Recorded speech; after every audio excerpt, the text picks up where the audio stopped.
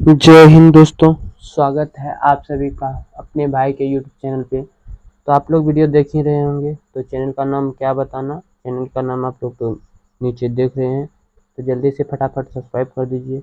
जो नए हैं जल्दी से सब्सक्राइब कर लीजिए और बेल आइकन को प्रेस कर लीजिए, ताकि जो भी वीडियो डालेंगे आपको नोटिफिकेशन पहुँच जाएगा, ठीक ना। इसीलिए आप सब्सक्राइब कर लें और हमारे चैनल को सपोर्ट करें। और जो पहले से वीडियो को देख रहे हैं वो उनसे निवेदन है कि आप लाइक कर दें, ठीक। तो चलिए, समय को गंवाना नहीं है, वीडियो को करते हैं स्टार्ट।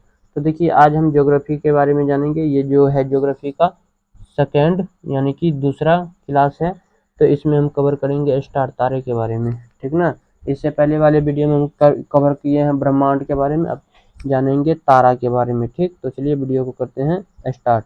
तो देखिए, तारे जो है, तारे उष्ण चमकती हुई गैस के भाग होते हैं जो निहारिकाओं से उत्पन्न होते हैं।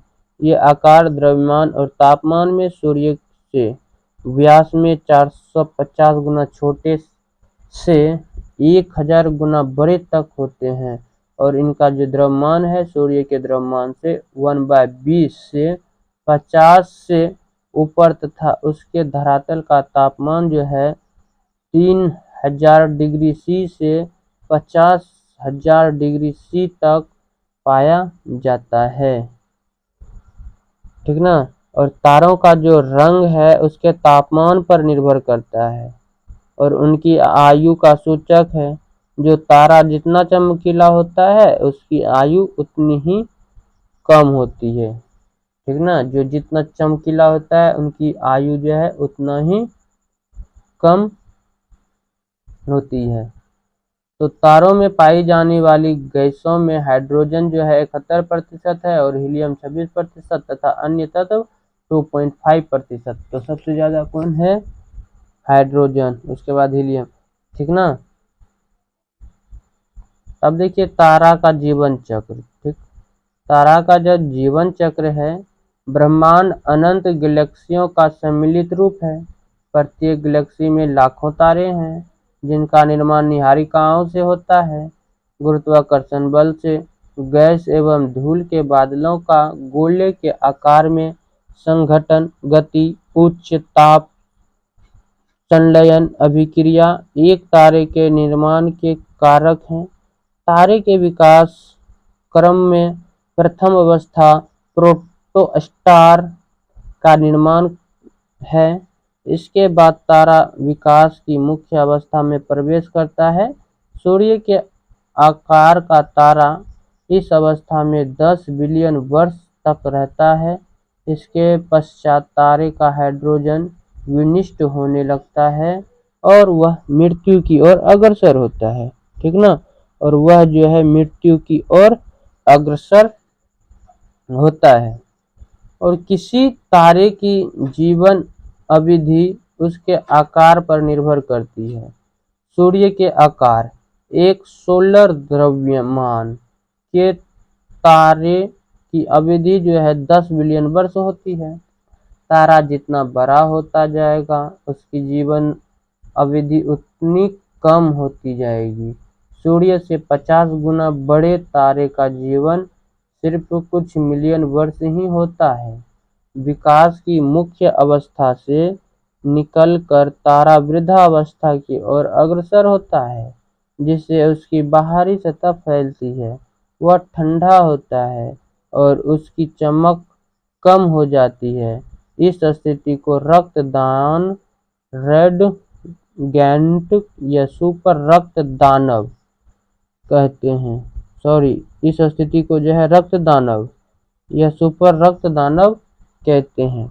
रक्त दानव या सुपर रक्त दानव अवस्था में क्रमशः नोवा या सुपरनोवा विस्फोट के पश्चात तारा अपने आकार के अनुरूप मृत्यु की जो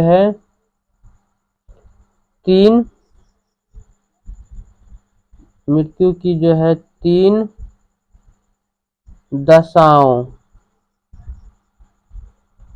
जो कि पहला है कृष्ण वामन न्यूट्रॉन स्टार, उसके बाद है कृष्ण वीवर में से कोई एक प्राप्त करता है, जो इस प्रकार है। पहला है सूर्य सदृश छोटे तारे। सूर्य सदृश छोटे तारे। रक्त दानव अवस्था में नोवा विस्फोट के पश्चात यदि अवशेष सौरिक द्रव्यमान के 1.44 गुना की सीमा के अंदर होगा तो तारा श्वेत वामन बनेगा और अंत में कृष्ण वामन के रूप में मृत्यु की अंतिम अवस्था प्राप्त करेगी। ठीक ना, मृत्यु की अंतिम अवस्था को प्राप्त कर लेगी। दूसरा है माध्यम आकार के तारे।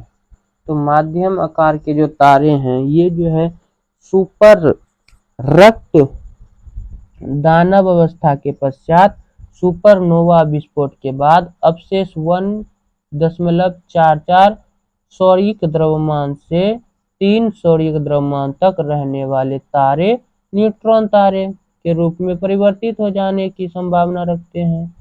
और तीसरा जो है बड़े आकार के तारे।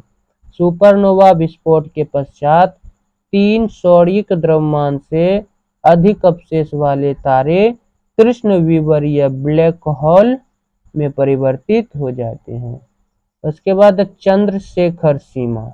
भारतीय वैज्ञानिक सुब्रमण्यम चंद्रशेखर ने 1930 में सौरिक द्रव्यमान की वह सीमा निश्चित की थी जिसके अंदर के तारे श्वेत वामन बनते हैं और जिसके ऊपर के अवशेष द्रव्यमान वाले तारे न्यूट्रॉन स्टार या कृष्ण सुपरनोवा या कृष्ण विवरण या कह सकते हैं ब्लैक होल में परिवर्तित हो जाता है। अब इस तरह से आगे का टॉपिक देख लेते हैं। अब देखिए, जूम कर लेते हैं थोड़ा सा। देखिए अब यहाँ पे सुपरनोवा जो है 20 से अधिक मैग्नीट्यूड वाले तारे को सुपरनोवा कहते हैं। सुपरनोवा किसे कहते हैं? 20 से अधिक मैग्नीट्यूड वाले तारे को सुपरनोवा कहते हैं। ठीक ना। अब न्यूट्रॉन तारा जो है, न्यूट्रॉन तारा सुपरनोवा विस्फोट में बिखरे न्यूट्रॉन युक्त तारीय पदार्थ न्यूट्रॉन तारा कहलाता है। न्यूट्रॉन तारा किसे कहते हैं? सुपरनोवा विस्फोट में बिखरे न्यूट्रॉन युक्त तारीय पदार्थ न्यूट्रॉन तारा कहलाता है। ठीक ना। अब देखिए बहुल तारे किसे कहते हैं? 2 से अधिक तारों का निकाय बहुल तारा कहलाता है। 2 से अधिक तारों का निकाय बहुल तारे कहलाते हैं। अब देखिए क्वासर्स। ठीक ना। क्वासर्स किसे कहते हैं? ब्रह्मांड में बिखरे अर्धतारीय पदार्थ जिनसे रेडियो तरंगे निकलती है उसे क्वासर्स कहलाते हैं। वह जो है क्वासर्स कहलाते हैं। अब देखिए कृष्ण विवर, जिसे कि ब्लैक होल भी कहते हैं। तो कृष्ण विवर जो है, जब किसी तारे का अंत होता है तो उसका भार सूर्य के भार से, जिसका अंत होता है उसका जो भार है सूर्य के भार से 3 गुना अधिक हो जाता है। कितना? 3 गुना अधिक हो जाता है। और निपात होने के साथ यह संघनन हो जाता है। यह इतना संघनन हो जाता है कि प्रकाश भी इसके गुरुत्व से निकल नहीं पाता है। ठीक ना। इतना संघनन, इतना हो जाते हैं संघनन कि प्रकाश भी इनके गुरुत्व से निकल नहीं पाता है। इस प्रकार यह अंध क्षेत्र हो जाता है। इस प्रकार जो है ये अंध क्षेत्र हो जाता है और इसको जो है देखा नहीं जा सकता। इसे ब्लैक होल कहते हैं। अमेरिका के भौतिक शास्त्री, ठीक ना, अमेरिका का जो है भौतिक शास्त्री व्हीलर ने 1967 में सर्वप्रथम ब्लैक होल शब्द का प्रयोग किया था। ब्लैक होल शब्द का प्रयोग सर्वप्रथम किसने किया था? अमेरिका वैज्ञानिक व्हीलर ने, जो कि कब किया था? 1967 ईस्वी में किया था। अब देखिए पल्सर, ठीक ना, पल्सर घूमते हुए न्यूट्रॉन तारा को पल्सर कहते हैं, जो विद्युत चुंबकीय तरंगे छोड़ते हैं। ठीक, जो विद्युत चुंबकीय तरंगे छोड़ते हैं उसे पल्सर कहा जाता है। तो देखिए अब राशियां जो है इनके बारे में जानते हैं। तो राशियां जो है सूर्य की परिक्रमा करते हैं। समय, जब सूर्य की परिक्रमा करते हैं तो उनके सूर्य की परिक्रमा करते समय पृथ्वी 12 नक्षत्र समूहों से होकर गुजरती है। तो 12 नक्षत्र समूहों से होकर के गुजरती है, जिन्हें राशियां कहते हैं, ठीक ना, जिन्हें राशियां कहते हैं। ये इस प्रकार से। अब नीचे ये राशि है और इधर का चिन्ह है, तो उनके बारे में जान लेते हैं। देखिए मेष जो राशि है इनका चिन्ह क्या है? मेष का भेड़ हो गया। वृष राशि का बैल हो गया, ठीक ना, वृष राशि का संकेत चिन्ह बैल हो गया। मिथुन राशि का स्त्री पुरुष हो गया। कर्क राशि का केकड़ा हो गया, ठीक, कर्क राशि का केकड़ा हो गया। उसके बाद सिंह राशि का शेर हो गया। कन्या राशि का लड़की हो गया, ये संकेत है। और तुला राशि का जो संकेत है वो तराजू हो गया। वृश्चिक राशि का जो संकेत है बिच्छू हो गया, ठीक ना।